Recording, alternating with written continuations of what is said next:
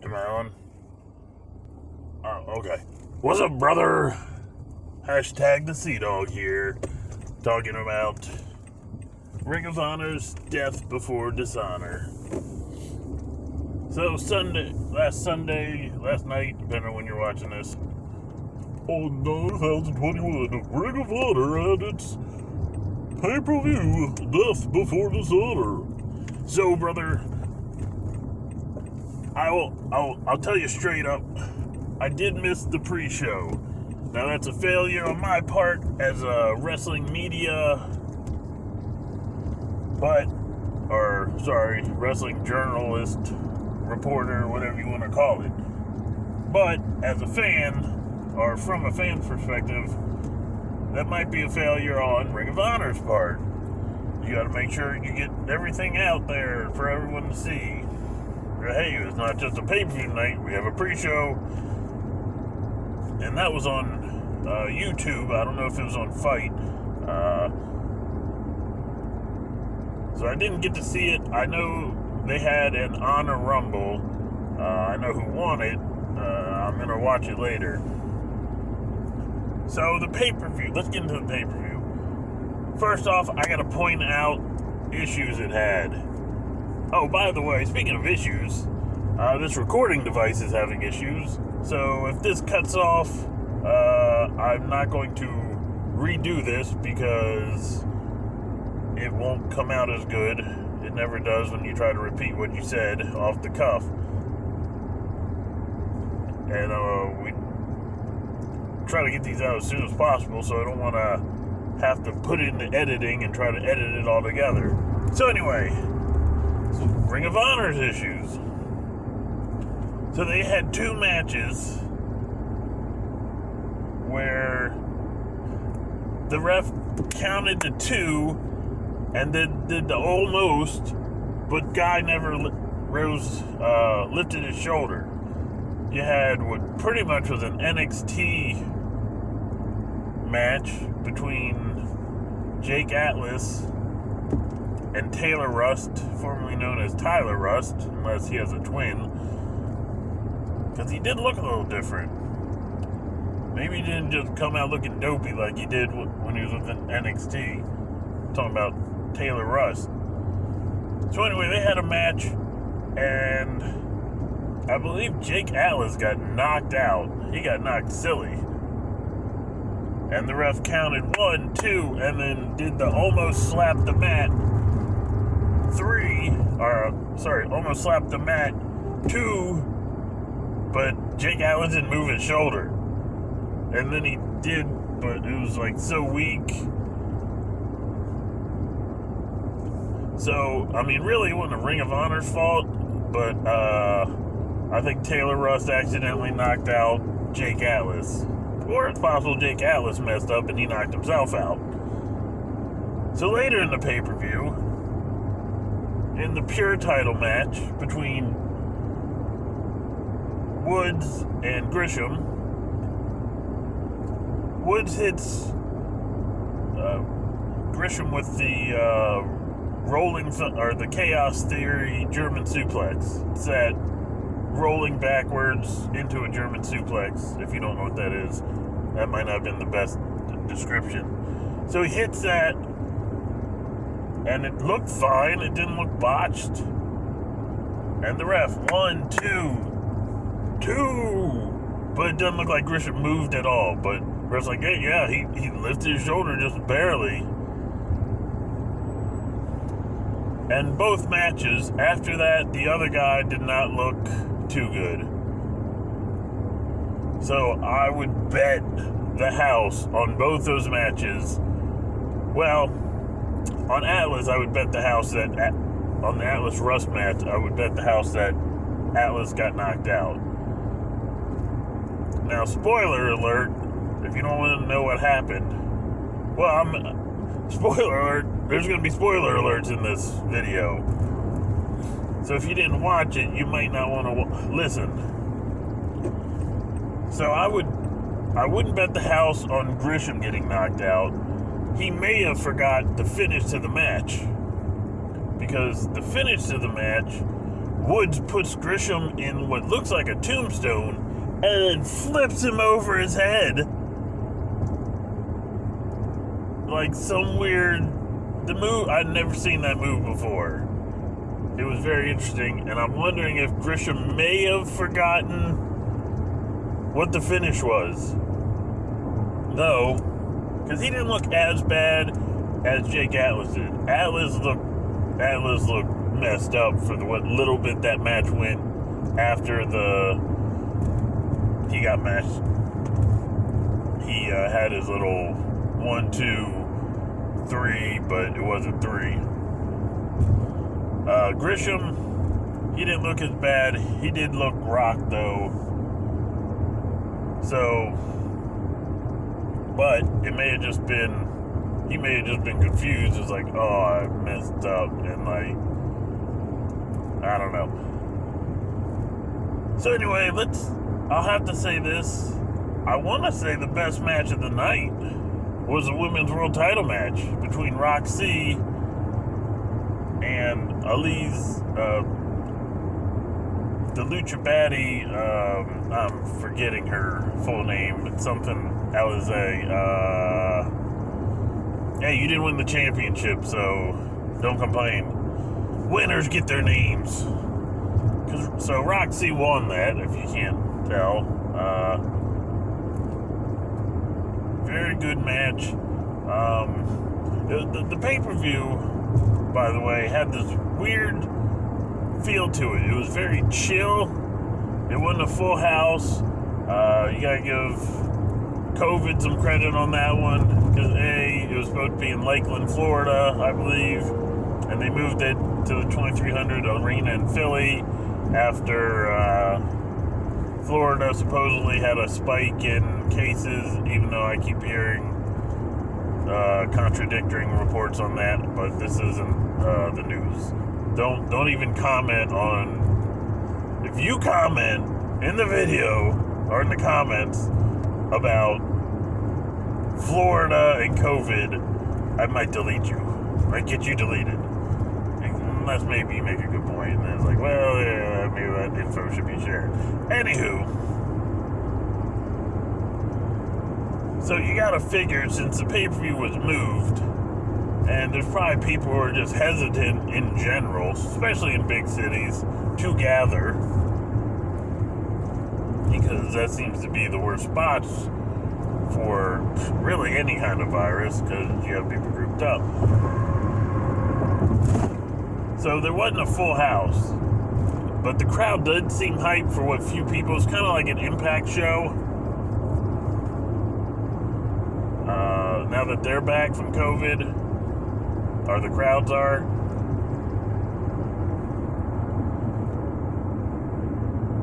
So I would have to say the second best match of the night was the main event, 4-way for the world title between champion Bandito, and his challengers were his former tag partner, now rival of him and his, I don't know if they're really a team anymore, Bandito and Ray Horace, but they were the Mexican squad. Anyway, so it was Bandito, his rival, Demonic Flamita, EC3, and Brody King. It was a pretty good match. It came down to... It was pretty clever. It was elimination, so Demonic Flamita brought in a chair, soft-whacked EC3 with it while the ref's back was turned. EC3 turned around, grabs the chair, hits Flamita in the gut with it, and the ref disqualifies him. Again, you're like, there's no disqualification in 4 ways. It's like, well, first off, there should be, because if it's a 3-way, 4-way, whatever, you do something to disqualified, you should just be thrown out of the match. And then it goes down to whoever's left, whether that's a 4-way, 3-way, elimination or not. So anyway, in this match, EC3 is the first one eliminated because he's disqualified for hitting Demonic Flamita. And then Flamita and Bandito go tag team, hitting some Lucha tag team. It was very impressive, very cool. Double teaming Brody King. Very well played off botch when Bandito was supposed to throw Flamita out of the ring onto Brody King. There was a little mess up, and Bandito just turned into a powerbomb onto Flamita and tried to pin him. And then Flamita kicked out, and then they redid the spot. But they did a good job. If you're not smart about wrestling, to not make it look like 100% that they or just retried the spot. So eventually, Brody King gets a hold of Flamita, hits him with the All-Seeing Eye, which is kind of a capture package, not a package. It's a pinning, pretty much Hoovy driver, Michinoku driver, but he keeps him, like, in the little, he hits it, but he keeps his leg. Like, usually, like, Hoovy and Taka and everyone else who hits Michinoku Hoovy drivers hit it and let go. He holds on to. So he hits that, and then if you know me, you know I hate when small wrestlers beat bigger wrestlers and it doesn't look good. It's like, I don't buy it. I hate that. Bandito and Brody King did a good job in selling Bandito beating Brody King. So I give props to that. That was another good match.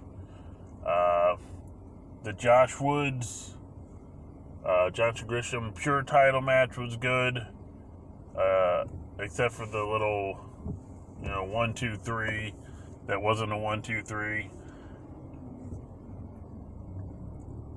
The 6-man tag match for the world title was good. They had a good little story with Kenny King jumping Shane Taylor before the match, and then O'Shea Edwards replacing Shane Taylor. Kind of Freebird rules. Because I think Ring of Honor, like, their rule is, yeah, you can do that.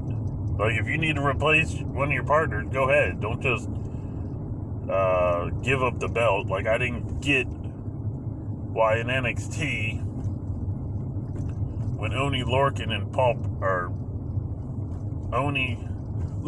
Burchill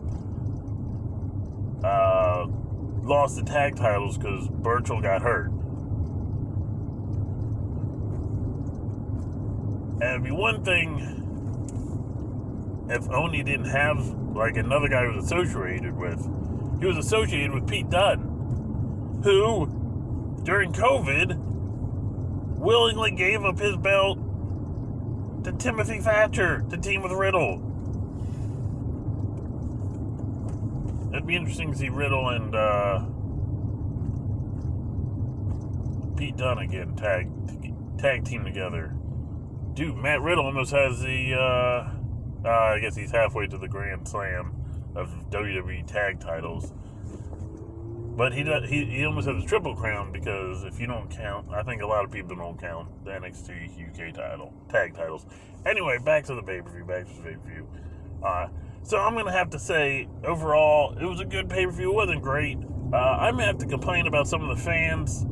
There was a couple of times where there was a huge spot and the crowd chanted AE-dub. Like, how disrespectful. First off, AE-dub was created, it was pretty much Ring of Honor. Like, came from a Ring of Honor bet with Dave Meltzer. Dave Meltzer was like, yeah, Ring of Honor or any other promotion like that aren't going to sell out a $10,000 or 10,000 seat arena anytime soon. And then Cody's like, I'll take that bet. And then the pay-per-view they had was mostly Ring of Honor. So they brought in, which annoys me, NWA, Impact, New Japan. And then what did AEW do? Oh, well, I don't care. All In was AEW's first event. All the promotions let All In use their guys. And the next thing you know, most of them are signed with AEW within a year or two. So for the fans to chant AEW instead of ROH or something like that, it's just terrible. Also in that pay-per-view, there was an opening 6-man or trios match with Lee Moriarty. They were giving, was like, hey, congratulations getting signed and stuff. It's weird that a lot of these promotions are like, they put AEW on a pedestal. But still, it's still weird for the crowd to chant AEW at a ROH show when people from ROH does a good spot. But the newly AEW signed Lee Moriarty was in that 6-man tag. It was Violence Unlimited, pretty much everyone but Brody King, obviously, versus LSG, Lee Moriarty, and I'm forgetting his name. But it's pretty much Violence Unlimited versus pure wrestlers, pure division wrestlers. And after the match, Jay Lethal came down and praised the pure wrestling, pure division wrestlers, and was giving prop to that. It was kind of a long speech, but pretty much he's just praising the pure division and trying to get pure wrestling back in Ring of Honor and stuff like that.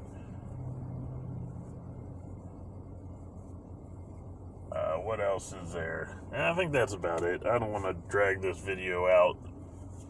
I should start taking notes, but then that kind of kills the fun of it. And if I can't remember it, then the match obviously didn't leave that much of an impression. So anyway, like, subscribe, turn on notifications. I still need to think of an ending phrase.